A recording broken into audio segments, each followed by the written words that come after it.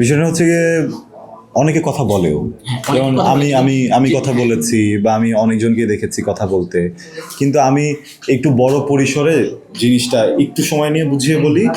আমার ভুল হতে পারে, ভুল হলে ক্ষমা সুন্দর দৃষ্টিতে দেখবেন। বিষয়টা হচ্ছে যে দেশে যখন কোনো পলিটিক্যাল পার্সোনালিটির কিছু হয়, হ্যাঁ, তখন যেটা হয় যে তারা তো আসলে একটা পারপাসে সবাই আগায়, ওটা তাদের একটা জার্নি। যখন ইন্ডাস্ট্রিতে কেউ একজন মারা যায়, এটা আমাদের শুটিং সেটও দেখা গেছে যে লাইটের একটা ছেলে মারা গেছে, একজন ডিরেক্টর অনসেট মারা গেছে, তাদেরকে নিয়ে তো আসলে এই অঙ্গন ছাড়া বাইরে কেউ কথা বলে না, বলে? কখনো কোনো পলিটিশিয়ান তাদেরকে নিয়ে পোস্ট দেয়? কেউ তো দেয় না, সবার লাইফ ইন্ডিভিজুয়াল। আমার জার্নি করতে গিয়ে আমি মারা যাচ্ছি, এখানে একটা জায়গা হচ্ছে, এটা খুন হতে পারে, এটা অনেক কিছু হতে পারে।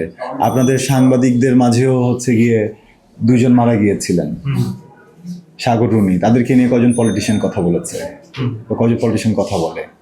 তো দিন শেষে সবাই সবার ঘরানা নিয়েই থাকতে চায়, সবাই সবার ঘরানা নিয়ে কথা বলতে চায়। এর ভিতরে গুটি কিছু মানুষ হচ্ছে গিয়ে এসে কথা বলে। ব্যাপারটা একদমই এরকম না যে হাদিকে কেউ হেট করে বা আরেকজনকে কেউ হেট করে বা কাউকে কেউ হেট করে। হিউম্যান বিইং হিসেবে সবাই সবাইকে ভালোবাসে, কিন্তু সবারই আসলে নিরাপত্তার জায়গাটাতে তো আসলে একটু টেনশনে আছে যে এরকম একটা পার্সোনালিটি যাকে সবাই ভালোবাসছে, যাকে সবাই এত পছন্দ করেছে, এরকম একটা ঘটনা ঘটে গেল যেটা নিয়ে আসলে সবাই জানি চেহারাগুলো সামনে এসেছে, স্টিল ওইভাবে কিছুই হচ্ছে না।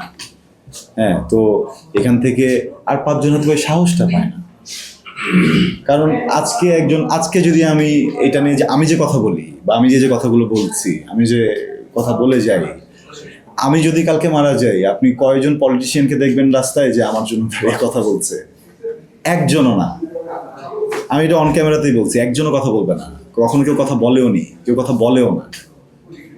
আমরা শিল্পীর একটু বেশি আবেগী, এই জন্য বেশি বলে ফেলি। আমার মনে হয় আবেগটা একটু বেশি।